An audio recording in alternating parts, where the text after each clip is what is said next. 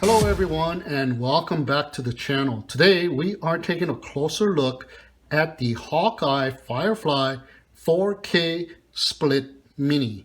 Now I have already installed it on my X140 here, so I have the quad somewhat dismantled so we can check out the camera and the board that comes with it up close a little better. It is a 170-degree field of view, high definition, up to 4K resolution, low latency, built-in DVR FPV camera. Now, I have just recently uploaded a samples video showing various resolution settings up to 4K. So if you haven't seen that video, I'll put a link up here and down below as well.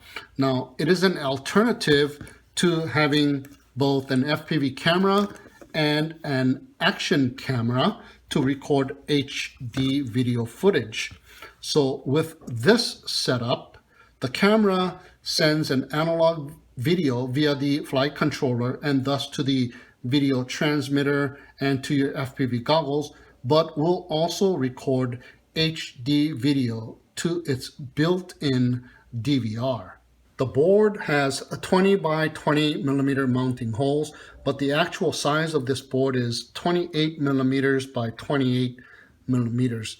And the thickness of this board is right about 8 millimeters. So you will need a quadcopter build that can accommodate the thickness of this extra board.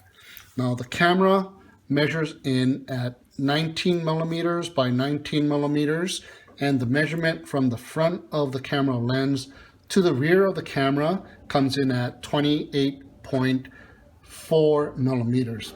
It has a full-size lens with 12 millimeter screw. Now, one thing bad because of this huge camera lens is that it will protrude out of the quadcopter and makes the lens highly vulnerable in a crash situation. So the codec is switchable from H.264 and H.265. File format is MP4. It has a video repair function, which means that once a file becomes damaged due to a crash, you can use the joypad that is provided to enter into the playback mode and play the damaged file. And by playing the damaged file, it will automatically fix the damaged file. It also has distortion correction function. What it does is it reduces distortion at the edges of the image by cropping it 10%. If you don't mind the fisheye look, you can turn it off in the settings and enjoy that 10% more field of view. It also has an IMX wide dynamic range image sensor to control the effects of brightness and darkness when the camera is turned towards the sun. So taking a closer look at the board, we have the micro USB port for data transfer and for upgrades. But for me, taking the SD card out and accessing the files was a lot faster. Now, the DVR does not have a locking mechanism to keep the SD card from being ejected in a crash situation, so be careful with that. Now, there's a single button to change resolution settings by a long press. Also acts as the start to record and stop record function with a short press. There is an LED light indicator that indicates resolution, and it also indicates recording by blinking.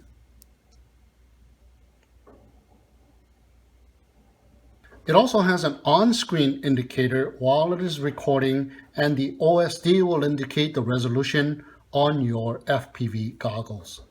The built-in DVR will accept from an 8GB microSD card up to a 128GB microSD card, class U1 or higher.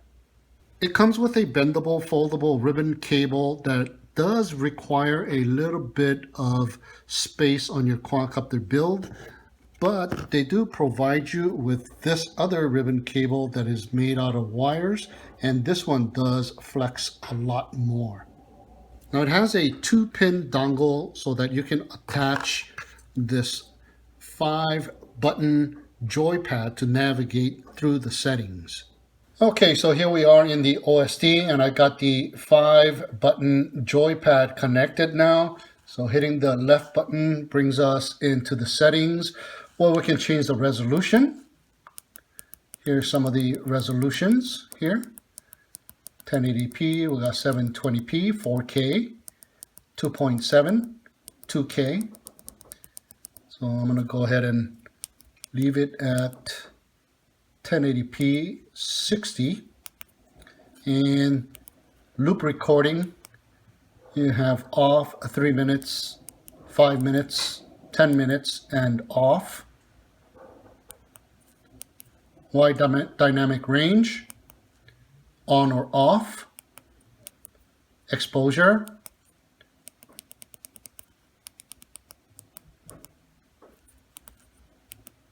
Time-lapse record. You also have slow motion, metering, average, center, or spot. Sharpness, strong, normal, or soft. Contrast, low, medium, high. Auto record, set to off, you can turn it on. Codec, change from H.264 to H.265. Fixed frame rate, on or off. Electronic shutter, auto, and different settings here. And back to resolution. Next up is the system settings. You got auto power off. You got 1 minute, 2 minute, 3 minute, 5 minute, 10 minute, and off. You can choose the language. You can choose the frequency, 50 Hertz or 60 Hertz. TV mode, choose NTSC or PAL. Now, NTSC is smoother and has 30 frames per second. PAL has lower latency and has 25 frames per second. Oops.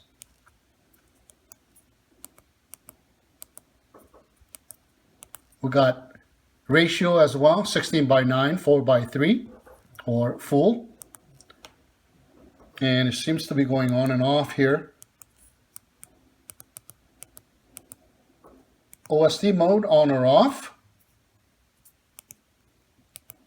ISO, auto, 100, 200, and so on and so forth. Image effect, normal, black and white, vivid. You can choose any one of those. White balance. You got various Hawkeye settings here. I just left mine on auto.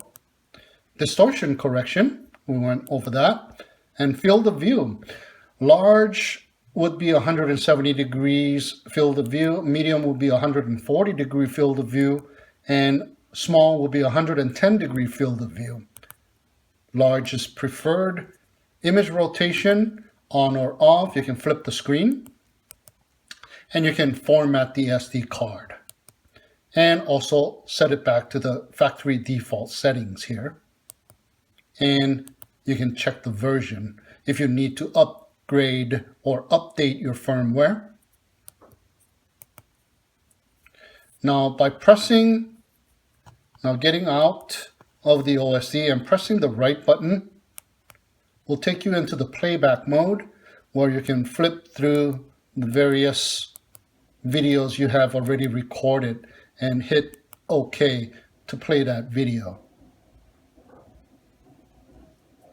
So to install the Split Mini, it is very easy to do. All it requires is just 3 wires soldered onto your flight controller. Now I have the black wire, the red wire, and the yellow wire. Now the black wire is the ground, the red wire is the 5-volt, and the yellow wire is the video.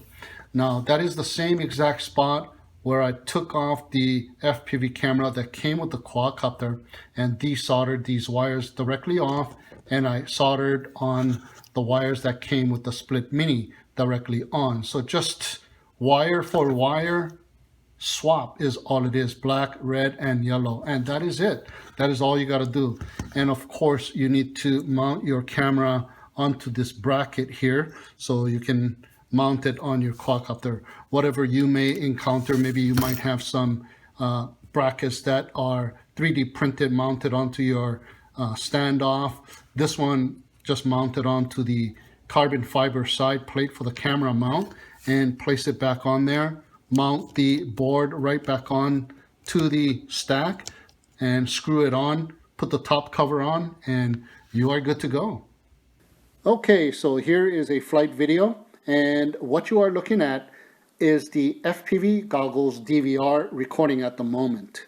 Now, as you can see, there is a red dot blinking on the top center of the screen, and that indicates that the Split Mini is recording video, and the bigger letters towards the left side under the flight mode are the OSD from the Split Mini, indicating the recording resolution.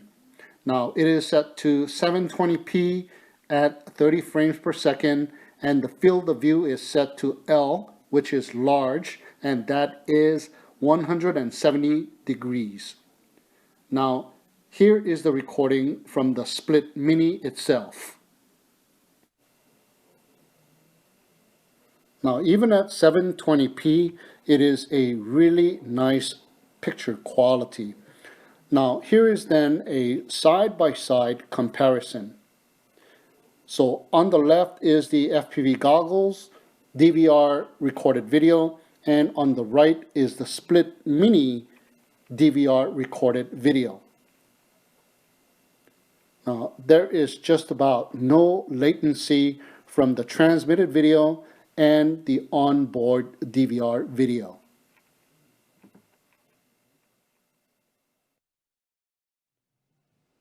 Okay, now here is a recorded video from the original Firefly Micro in 720p. Now notice all the white balance issues this action camera has as compared to the Split Mini.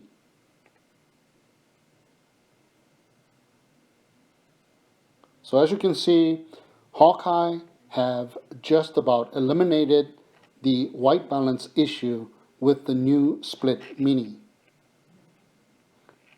So here's the Firefly Micro once again.